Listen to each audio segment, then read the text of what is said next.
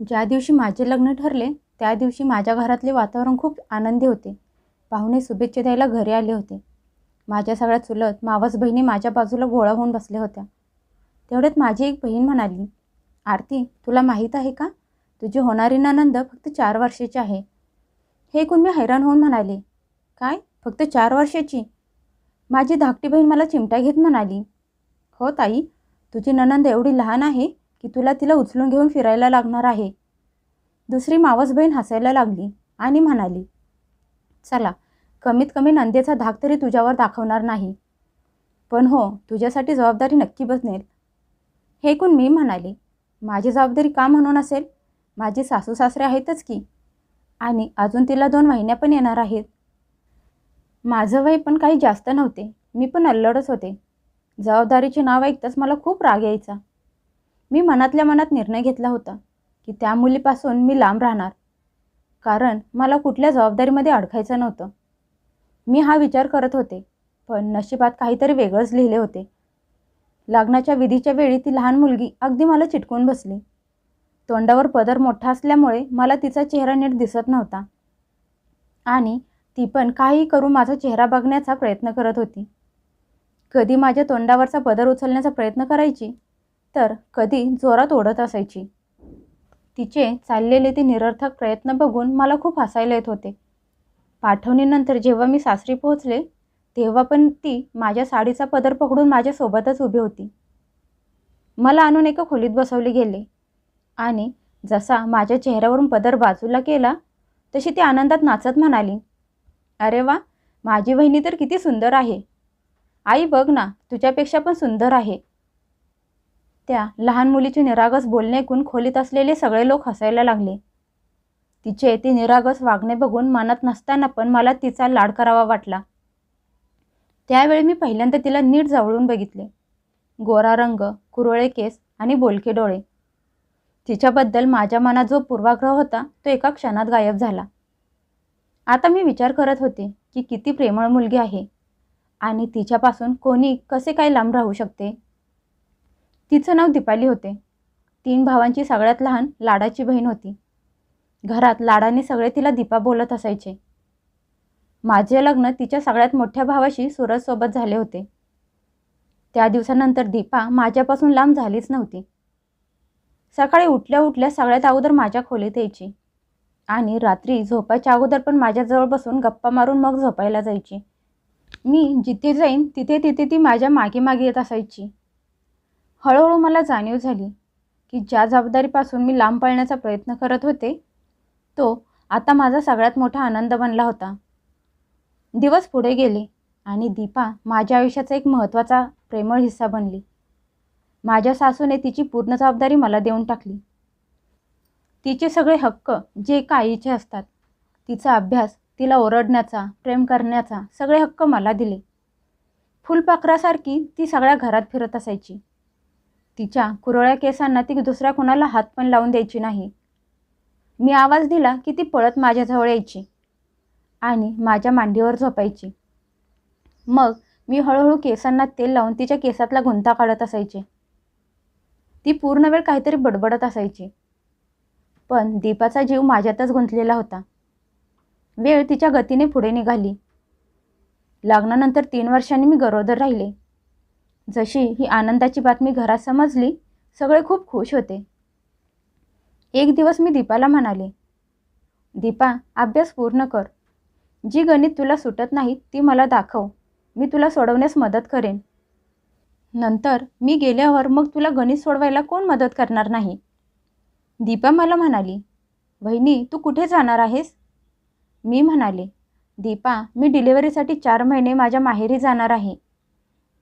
तिने विचारले, पण वहिनी, एवढे दिवस का? अगोदर तू एवढे दिवस कधीच गेली नव्हतीस. मी मनात म्हणाले, अरे देवा, ही मुलगी किती प्रश्न विचारत असते. दीपा म्हणाली, सांग ना वहिनी.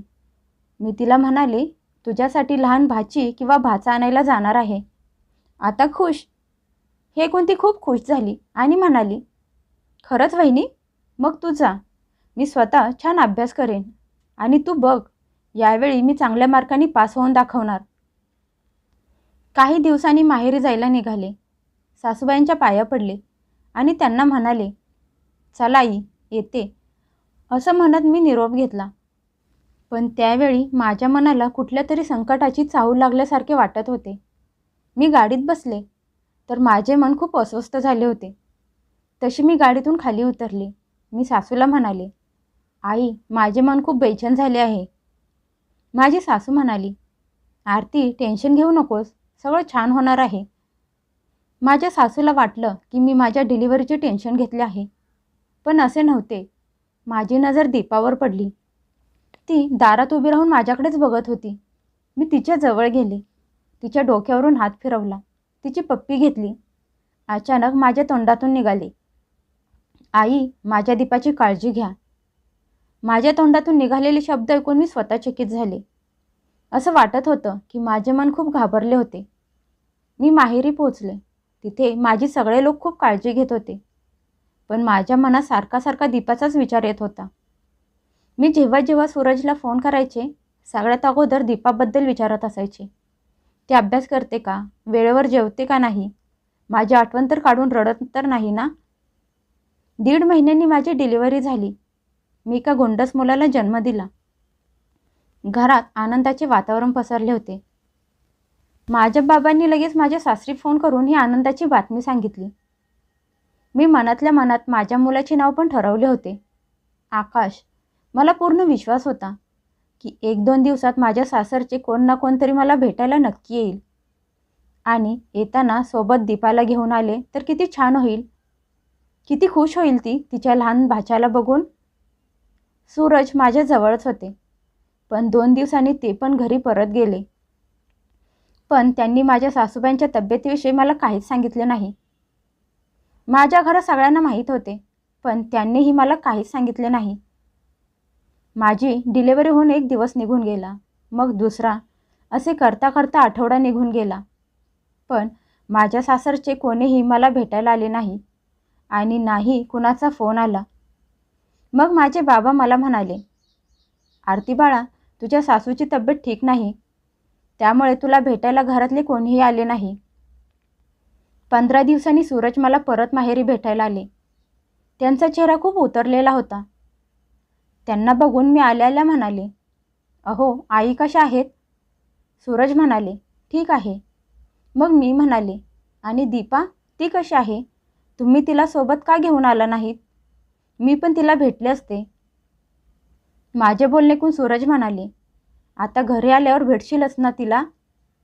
त्यांच्या आवाजात असलेली बेचैनी मला स्पष्ट जाणवत होती. ते माझ्यापासून काहीतरी लपवत होते. पण मला असे वाटले की आईंच्या तब्येतीमुळे थोडेसे टेन्शनमध्ये असतील. त्यामुळे मी पण त्यांना जास्त काही विचारले नाही. 2 महिन्यांनी मी माझ्या मुलाला घेऊन सासरी निघाले. पूर्ण वाटेत माझ्या मनात वेगवेगळे विचार येत होते की आई आणि घरातले बाकीचे सगळे लोक पहिल्यांदा माझ्या बाळाला बघणार आहेत. त्याला बघून किती खुश होतील. आणि दीपा, ती तर त्याला बघून आनंदात उड्याच मारायला लागेल. त्याला सोडणारच नाही. मग झाला तिचा अभ्यास. पण मी तिला समजून सांगेन की आकाशमुळे तुझ्या अभ्यासावर परिणाम व्हायला नको. दीपा खूप समजूतदार आहे. ती माझे सगळे बोलणे ऐकते. असा विचार करता करता मी सासरी पोहोचले. दारात सासूबाई माझे स्वागत करायला उभ्या होत्या, पण त्यांना बघून मी दचकले. फक्त 4 महिन्यातच त्या खूप थकल्यासारख्या वाटत होत्या. डोळ्यांच्या खाली काळे डाग पडले होते आणि चेहऱ्यावरची चमक गायब झाली होती. मी घरात आलेल्या आईंच्या कुशीत आकाशला दिले आणि त्यांच्या आणि बाबांच्या पाया पडले. नातवाला बघून त्यांचे डोळे भरून आले. मी सासूला म्हणाले, आई, सगळं ठीक तर आहे ना? त्या काहीच बोलल्या नाहीत. मी घरात सगळीकडे बघितले, पण दीपा मला कुठेच दिसली नाही. म्हणून मी सासूबाईंना विचारले, आई, दीपा कुठे आहे? घरात दिसत नाही. मला काहीच उत्तर मिळाले नाही. आता माझी बेचैनी भीतीमध्ये बदलली होती. मी पळत दीपाला आवाज देत आत खोलीत गेले. माझा आवाज सगळ्या घरात घुमत होता, पण दीपाचे मला उत्तर मिळाले नाही. मी सरळ आईंच्या खोलीत गेले.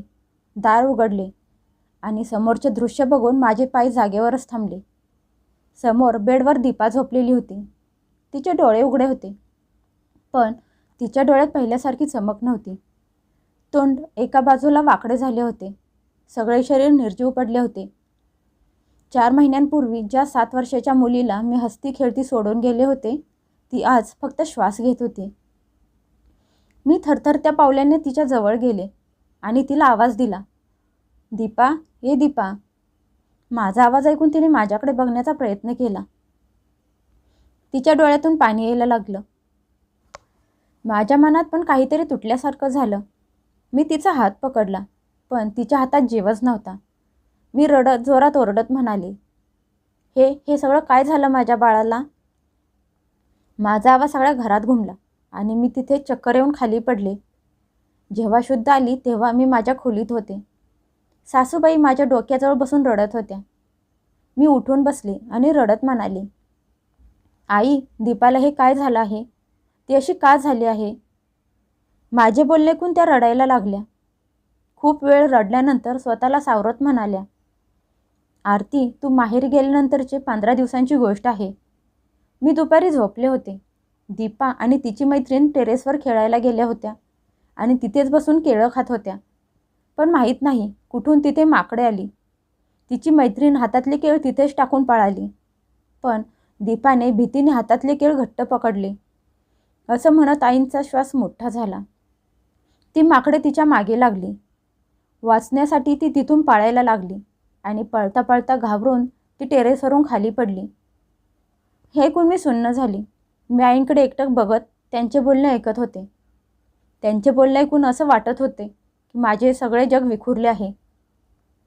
आई थरथरत्या आवाजात म्हणाल्या, आम्ही तिला लगेच दवाखान्यात घेऊन गेलो. डॉक्टरांनी तिची अवस्था बघून तिला लगेच शहरातल्या मोठ्या दवाखान्यात घेऊन जायला सांगितलं. तिचे तिन्ही भाऊ तिला लगेच शहरात घेऊन गेले. तेवढ्यात माझा नवरा सूरज पण खोलीत आलाय. त्यांचे डोळे लाल झाले होते. ती हळू आवाजात म्हणाली, आम्ही तिच्या उपचारात काहीही कमी पडू दिले नाही. ज्या मोठ्या डॉक्टरांबद्दल समजले त्या डॉक्टरांकडे तिला दाखवले. येणाऱ्या प्रत्येक रिपोर्टसोबत एक नवीन आशा मनात जागी व्हायची की यावेळी तरी चांगली बातमी ऐकायला मिळेल. मी भरल्या आवाजात म्हणाले, मग डॉक्टर काय म्हणाले? सूरजने मोठा श्वास घेतला आणि म्हणाले, डॉक्टर बोलले आहेत की तिच्या डोक्याला खूप मोठी जखम झाली आहे. त्यांनी स्पष्ट सांगितले आहे की दीपा पूर्णपणे ठीक होणे अशक्य आहे. जरी ती जिवंत राहिली तरी ती पहिल्यासारखी कधीच होऊ शकणार नाही. त्यांचे बोलणे ऐकून मला असे वाटले की कुणीतरी माझ्या काळजावर घाव घातला आहे. मी उठून परत दीपाजवळ गेले. ती माझ्याकडेच बघत होती. मी तिच्या डोक्यावरून हात फिरवला. तिच्या गालावरचे पाणी पुसले आणि म्हणाले, दीपा, मी परत आले आहे. माझ्या तोंडातून फक्त एवढंच निघाले. तिने हळूच डोळे मिचकवले. त्या दिवसानंतर माझे आयुष्य पूर्णपणे बदलून गेले. मी रोज उठल्या उठल्या दीपाजवळ जायची आणि रात्री झोपायच्या अगोदर तिच्या डोक्याजवळ बसून तिच्याशी बोलून मग सगळ्या शेवटी झोपायला माझ्या खोलीत यायचे. तिला मी माझ्या हाताने अंघोळ घालायचे, तिची कपडे बदलायची, तिला खायला औषधं द्यायचे, तिची कुशी बदलत असायचे. कधी कधी तिचे केस तेल लावून विंचारत असायचे, तिच्या हातापायाची मालिश करत असायचे. डॉक्टरांनी सगळी आशा सोडली होती, पण मी सोडली नव्हती. ज्या नव्या लोकांनी एखाद्या डॉक्टरांबद्दल, वैद्यांबद्दल किंवा कुठल्या थेरपीबद्दल सांगितले तिथे आम्ही तिला घेऊन गेलो. प्रत्येक वेळी असंच वाटायचं की कदाचित एखादा चमत्कार व्हावा, पण चमत्कार झाला नाही. प्रत्येक वेळी निराशाच हाती आली. वेळ पुढे जात होती. आकाश मोठा व्हायला लागला.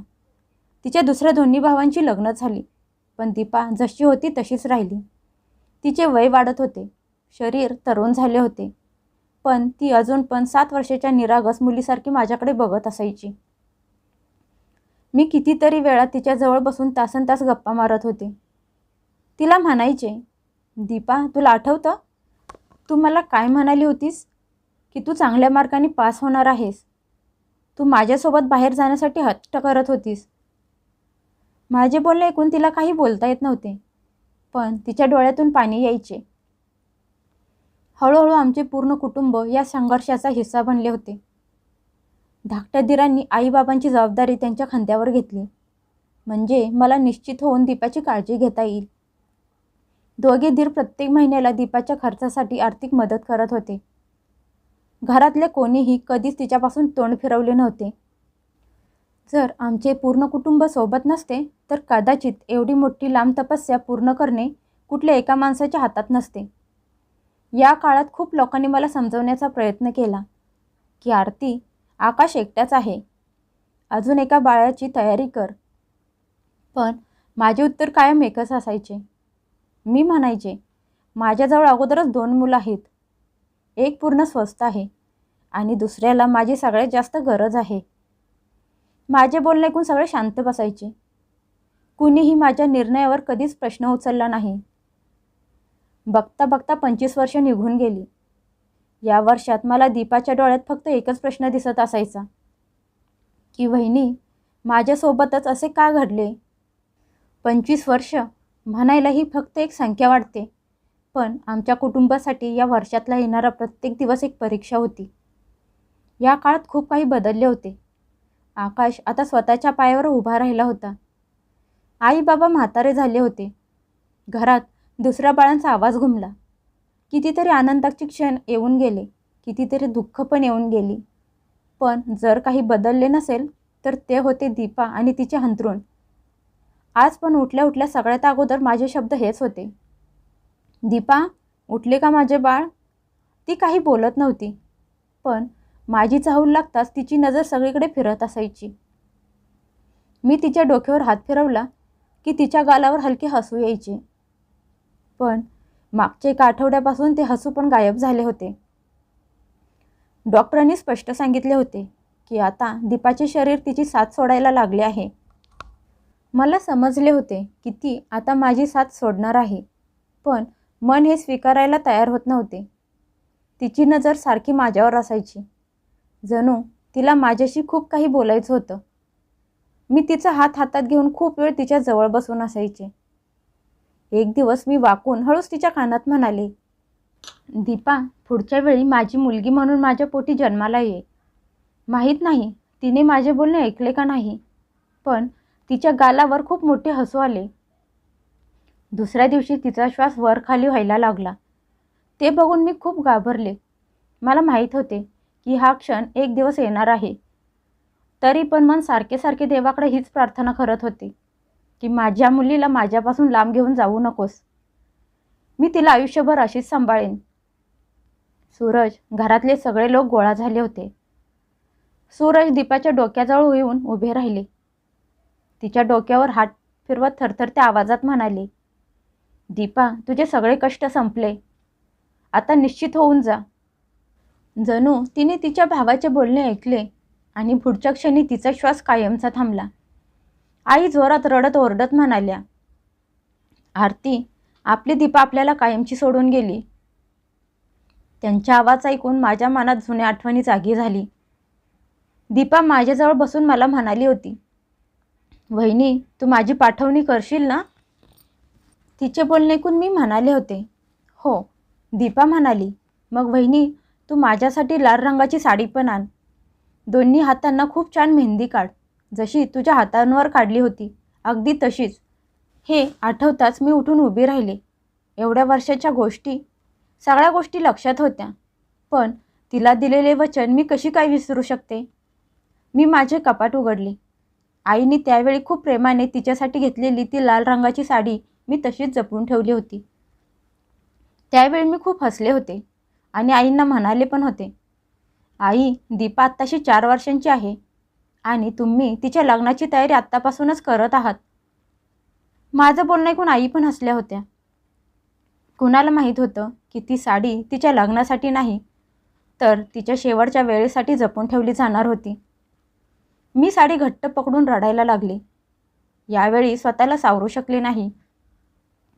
25 वर्षापासून मी डोळ्यात लपवून ठेवलेले पाणी दीपासमोर कधीच बाहेर येऊ दिले नव्हते. त्याचा आज बांध फुटला होता. थोड्या वेळाने मी ती साडी आणून बाहेर माझ्या जावांच्या हातात दिली आणि म्हणाली, हीच साडी दीपाला नेसवा आणि तिच्या दोन्ही हातांवर मेहंदी पण काढा. कारण लहानपणी तिने माझ्याकडून वचन घेतले होते आणि मला तिला दिलेले वचन पूर्ण करायचे आहे. माझे बोलणे ऐकून त्या दोघींचे डोळे पण भरून आले. मी हळू आवाजात म्हणाले, मला थोडा वेळ एकटीला सोडा. त्या दोघी खोलीतून बाहेर गेल्या. मी खिडकीत उभी राहून बाहेर बघत होते. तेवढ्यात सूरज खोलीत आले आणि म्हणाले, आरती, बाहेर काय बघत आहेस? मी भरल्या आवाजात म्हणाले, आज आपली दीपा आपल्याला कायमची सोडून गेली. त्यांनी माझ्याकडे बघितले आणि खूप शांत स्वरात म्हणाले, नाही आरती, आपली दीपा गेली नाही, तर आज या मोहपाशातून मुक्त झाली आहे. त्यांचे बोलणे ऐकून आज पहिल्यांदा मला त्या शब्दाचा खरा अर्थ जाणवला होता. मी म्हणाले, हो, खरंच आहे. माझी दीपा या शिक्षेतून मुक्त झाली आहे, परत माघारी येण्यासाठी. मी हात जोडले. मी मनातल्या मनात देवाकडे प्रार्थना केली की देवा, तिला परत या धर्तीवर पाठव आणि यावेळी तिच्या नशिबात आनंद, हसू, चांगले स्वास्थ्य आणि खूप मोठे आयुष्य लिहून पाठव. माझ्या डोळ्यातून पाणी यायला लागले. कदाचित हीच माझ्याकडून तिच्यासाठी शेवटची प्रार्थना होती.